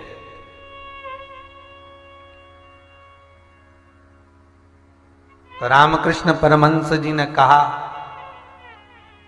एक शिष्य से कि 3 दिन बाद तू मरने वाला है, तेरी अंतिम घड़ी आ गई है, अब मन तेरा तो अपनी जिंदगी को कैसे जी। अब उसको मालूम पड़ गया कि 3 दिन बाद मैं मरूंगा। घर गया, पत्नी से कहा मेरे को 3 दिन बाद मरना है। पत्नी रोने लगी, सब कोई रोने लगे। वो बेचारा पलंग पे पड़ गया, सोच सोच के टेंशन ही टेंशन में कि मरना है, तीसरे दिन मरना। 3 दिन पूरे निकल गए, मरा नहीं। चौथे दिन रामकृष्ण परमहंस जी पहुंच कर कहते हैं भाई बाहर निकल। कहे गुरुदेव मेरे प्राण नहीं छूटे। तुम्हारे प्राण तो नहीं छूटे, पर जो तुमने 3 दिन निकाले वो कैसे निकाले? तो कहा गुरुजी अब कैसे निकलेंगे? रो रो के निकाले कि मरना तो है।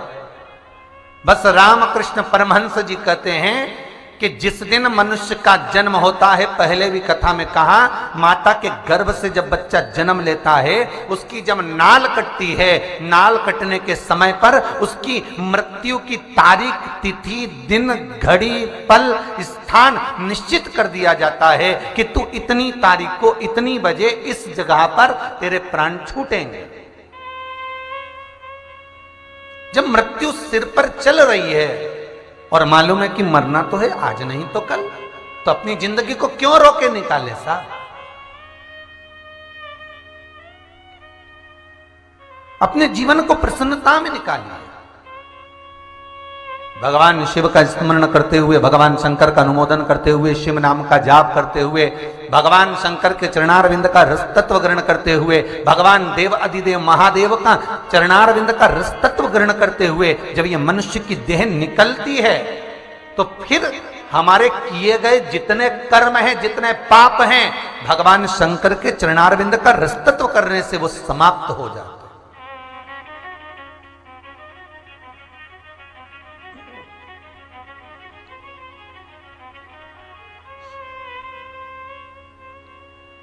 वो पाप नष्ट हो जाते। कितना सुंदर लिखा है लिंग पुराण के अंतर्गत, नर्मदा पुराण के अंतर्गत और स्कंद पुराण के अंतर्गत। बहुत सुंदर एक ही बात तीनों पुराण में बड़ी सुंदर लिखी। श्री वेदव्यास जी वर्णन करते हैं,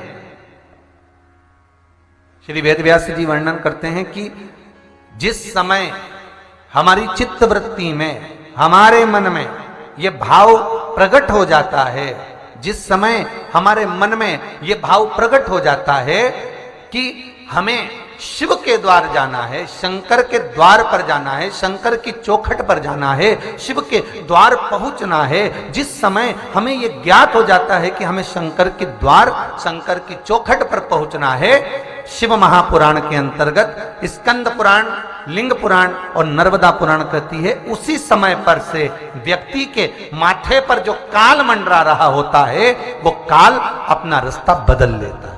मात्र विचार कर लेना कि मुझे शिव के द्वार जाना है, मुझे शंकर की कथा में जाना है, मुझे शंकर के चरणारविंद में जाना है, मुझे शंकर के अनुमोदन में जाना है, मुझे शिव महापुराण में पहुंचना है, मुझे शंकर की कथा करवाना है, या मुझे शिवालय पहुंचना है, मुझे शंकर की चौखट पर पहुंचना है। मात्र ये मन में विचार आया कि मैं शंकर के द्वार जाऊंगी, मैं शिव की चौखट पर जाऊंगी, मैं शंकर के मंदिर जाऊंगी, मैं शंकर की कथा में जाऊंगी, उसी समय से जो मनुष्य के मस्तक पर काल मंडरा रहा होता है वो सोच ले।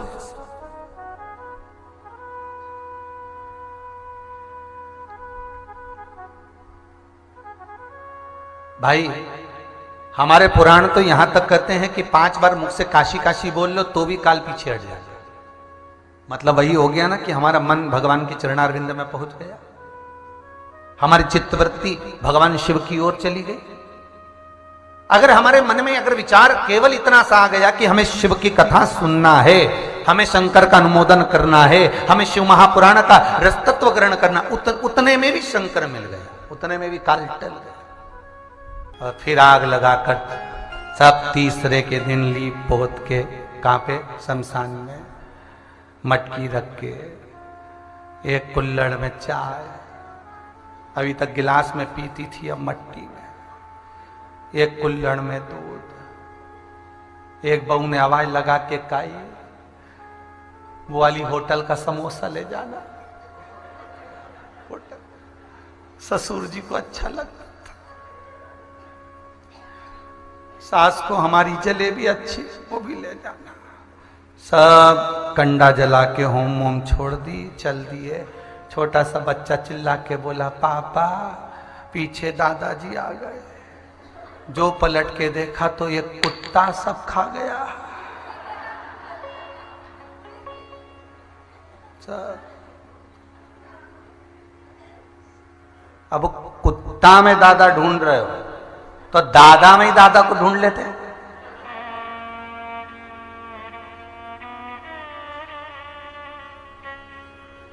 जिंदा था तब मान नहीं, सम्मान नहीं, सत्कार नहीं,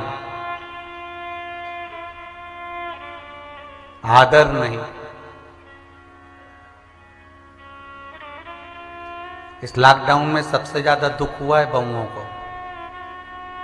भले बोल नहीं रही तो क्या हुआ, सब पूना और मुंबई और बेंगलोर ना जाने कहां कर रही थी, और ससुराल में आके पड़ी, आग लगे जा रही, छाती में उड़े जा रही। सबसे ज्यादा दुख बहुओं को हुआ है, क्योंकि इतने साल सास के साथ कभी नहीं रही, अब दुकरिया को झेल, अब मालूम पड़े।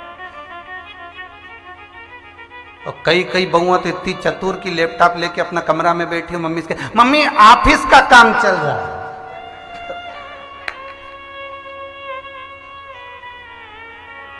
अच्छा बहुवन सोचेगी तो सही है, सियोर वाला महाराज दिन भर बहुओं के पीछे पड़ा रहे।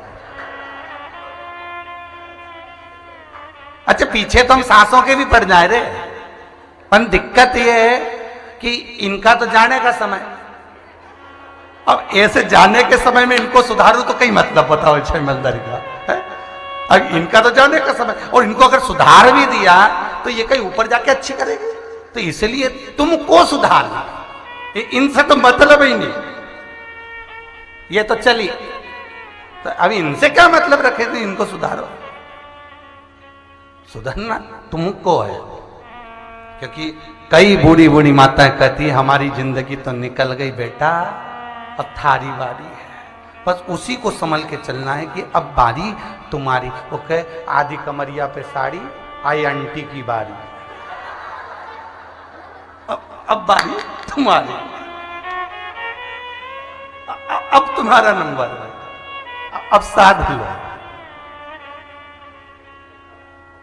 और जब अपनी बारी आए, संवरने का थोड़ा सा प्रयास करना, जिंदगी को सत्यमय जीना। मेरा बेटियों से, बहुओं से, माताओं से निवेदन है, भगवान को भले ना देखा हो आपने, देवाधिदेव महादेव को भले ना देखा हो आपने, जगत जननी जगदम्बा को भले ना देखा हो आपने, पर घर में अगर बुजुर्ग माँ बाप हैं तो उनको शंकर और पार्वती मानकर उन्हीं की सेवा कर लेना, उनको शिव मानकर उनको साथ लेना, उनका स्मरण करो। शिव मंदिर के द्वार पर पहुंचना, केवल मन में स्मरण कर लो।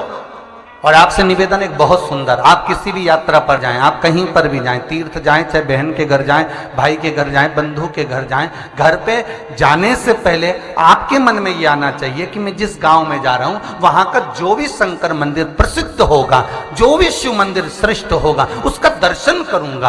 अगर शंकर को पाने का लक्ष्य लेकर जाओगे तो बीच राह में अगर कहीं कोई घटना भी घट गई तो जिसका लक्ष्य लेकर जा रहे हो वो साध लेगा, अपने को टेंशन नहीं लेना। उसका लक्ष्य लेकर चलिए कि मैं उससे मिलने जा रहा हूं।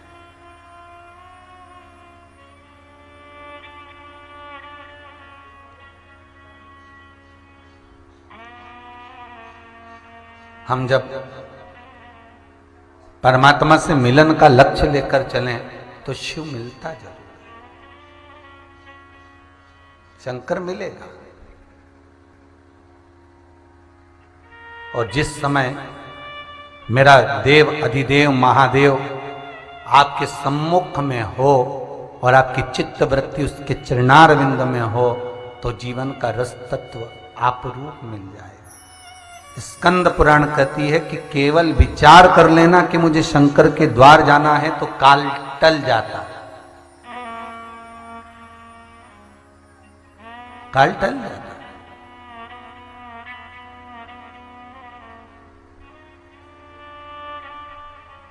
दूसरा कहा स्कंद पुराण में, लिंग पुराण में और नर्मदा पुराण में। कई लोग कहते हैं महाराज कि मंदिर जाओ तो दुख कटेगा। कई लोग कहते हैं मंदिर जाओ तो दुख कटेगा, पर स्कंद पुराण, नर्मदा पुराण और लिंग पुराण कहती है मात्र मंदिर के द्वार पर पहुंच गए तो समझ लो दुख तो वैसे ही कट, अंदर नहीं भी गए तो भी दुख कट गया, तो भी दुख कट गया।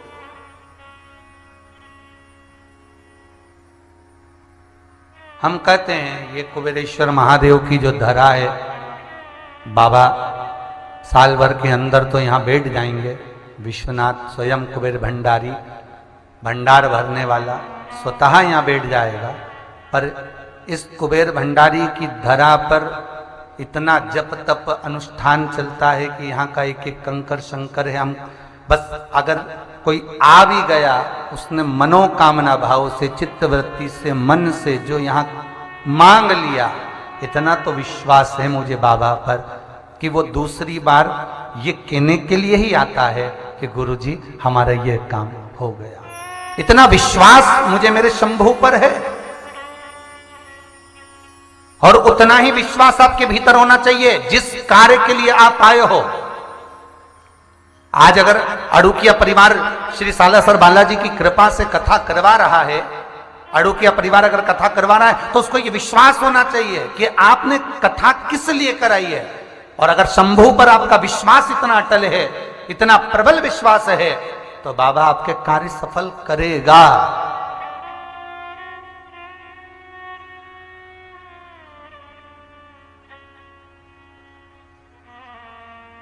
आप विश्वास रखकर जब बाबा के नजदीक में मात्र उसके द्वार तक पहुंच गए, उसकी चौखट तक पहुंच गए, भले मंदिर के अंदर नहीं गए। शिव महापुराण तो कहती है कि शिखर दर्शनम सर्व पाप नाशनम, मात्र शिखर का दर्शन ही करा तो सारे पाप तो अपने आप नष्ट हो गए।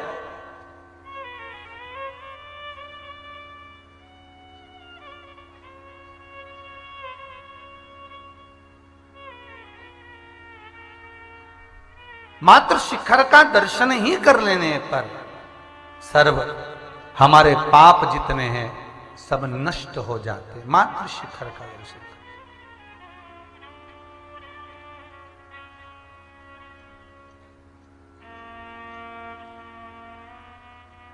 कहीं जा रहे हो, किसी मंदिर में दर्शन नहीं भी मिला, शिखर का दर्शन कर लिया, बाबा इतनी कृपा जरूर करना।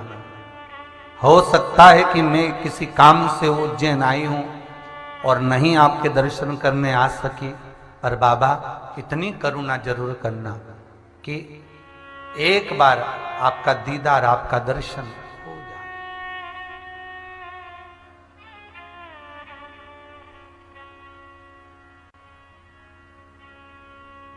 एक बार आपका दर्शन इन नयनों से हो, और केवल मूर्ति का नहीं, केवल स्वरूप का नहीं। अगर आप करुणा सागर हैं, कृपा करने वाले हैं, तो आपका जो मूल स्वरूप है उसका दर्शन भी मुझे हो।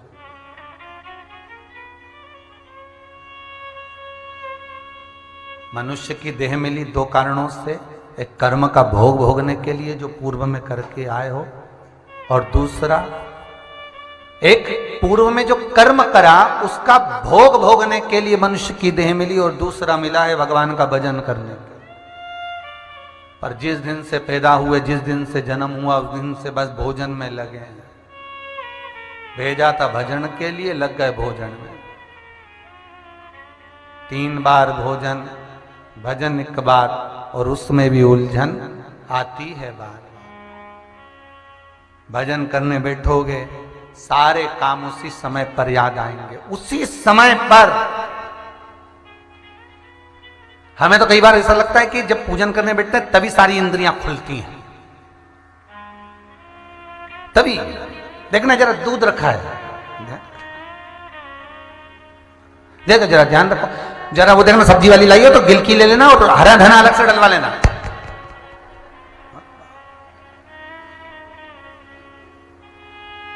पोछे वाली को बोल दो अच्छे से लगाते लगाते उधर से जाए और उधर से फेरती फेरती इधर से।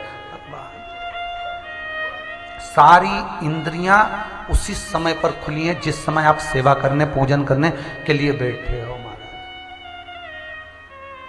उसी समय पर सारी इंद्रियां बस उसी समय। अरे भाई 2 क्षण भगवान के सामने बैठे हो, 2 क्षण, और निवेदन केवल इतना सा है कि अगर काशी की भूमि पर जा रहे हो, महाकाल की दज पर जा रहे हो, अगर आप ओमकारेश्वर जा रहे हो, अगर आप वृंदावन जा रहे हो, गोवर्धन जा रहे हो, जतिपुरा जा रहे हो, अगर आप तिरुपति जा रहे हो, तुम्हारी मर्जी पड़े जिस देवता के द्वार पर तुम जा रहे हो उसके द्वार पर हवड़ सबड़ कर कर नहीं जाना। कई लोग जाते हैं गिरिराज जी की परिक्रमा करने के लिए, और शाम को सुबह से निकले, शाम को पहुंच गए, रात्रि विश्राम करा, सुबह से उठे परिक्रमा लगाई, और ऐसी परिक्रमा लगाई कहीं नहीं बैठूंगी, और लगाए जाए लगाए जाए लगाए जाए, और कोल्लू की बेल की तरह घूम घुमा के और सीधे कमरा में गई, कपड़ा वपड़ा पहना, शाम की ट्रेन थी, वापिस आ गई। भगवान गोवर्धन नाथ जी को भी लगा काय को आई थी इतनी जल्दीबाजी में। भाई ना जी भर के देखा ना कोई बात की, बड़ी आरजू थी मुलाकात की। इतना दिल कर रहा था, इतना मन कर रहा था, जाऊंगी दर्शन करूंगी परिक्रमा करूंगी, पर बाबा को लगा कि 2 क्षण बैठी तो सही नहीं, आई और अबड़ सबड़ करके चली गई, और ऊपर से बोले मैं तो कुछ खाऊंगी भी नहीं, और भूखी प्यासी परिक्रमा करूंगी। चली जा रही गिरिराज बाबा 21 किलोमीटर में बैठे मेरे गोवर्धन नाथ, यही विचार में बैठे, थोड़ी देर बैठ के बात तो कर ले, चली जा रही। गिरिराज बाबा मन में सोचे रही थोड़ी देर तो बैठ जा रही, थोड़ी देर बैठे नहीं बैठे, चली जा, और खुद भी नहीं खाए, और साथ में जो परिक्रमा करने 2-4 बहन गई उनके भी भूखी मार दी, तुम भी मत खा, हम भी नहीं खाए, तुम भी मत खा। और उनको कहती भी जा रही, मैंने तो अभी तक जितनी परिक्रमा करी ना, एक में भी कुछ नहीं खाया, मतलब ये कह नहीं दे खाने की, एक में भी कहीं नहीं खाया, चली जा। और आखिरी में पूरी परिक्रमा करी, अब पांव दुखा तो एक सखी ने, साथ वाली ने कह दिया चल भगवान का शयन का दर्शन कर ले, जतिपुरा में ठाकुर जी शयन करे, शयन का दर्शन कर ले। पांव बहुत दुख रिया, अपन से तो नहीं बने दादा, अपन तो जल्दी कपड़ा पहनो, ट्रेन में चलना है, जतिपुरा से मथुरा चले, स्टेशन पे जाके बैठ गए, ट्रेन आई उसमें बैठ गए, वापिस घर आ गए। अब भगवान मन में सोच रहे पहले तो ये बता तू आई काय के लिए थी, जब 2 मिनट बैठकर मुझसे बात ना करिए।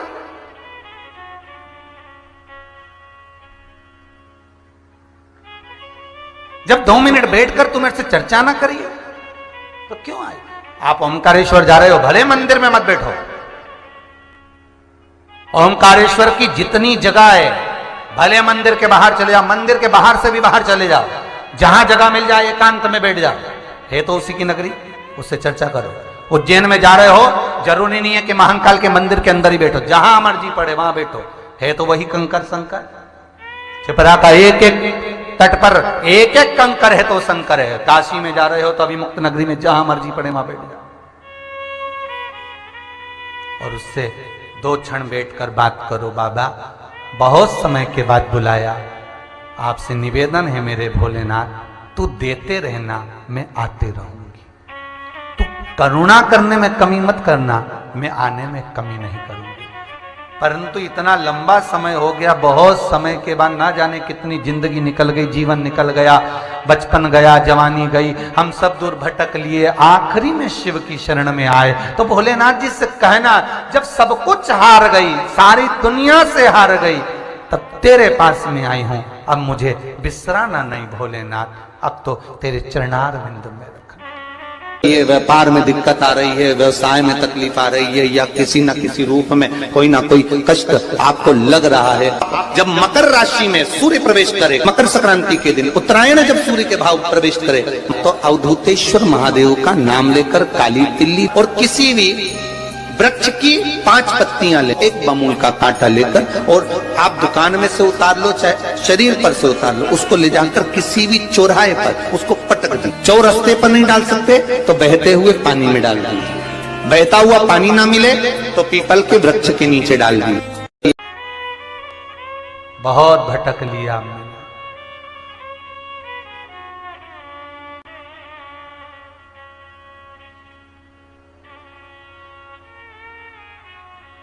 तुमसे बिछोड़े युग बीत गए, मेरे भोले क्या मुझसे रूठ गए।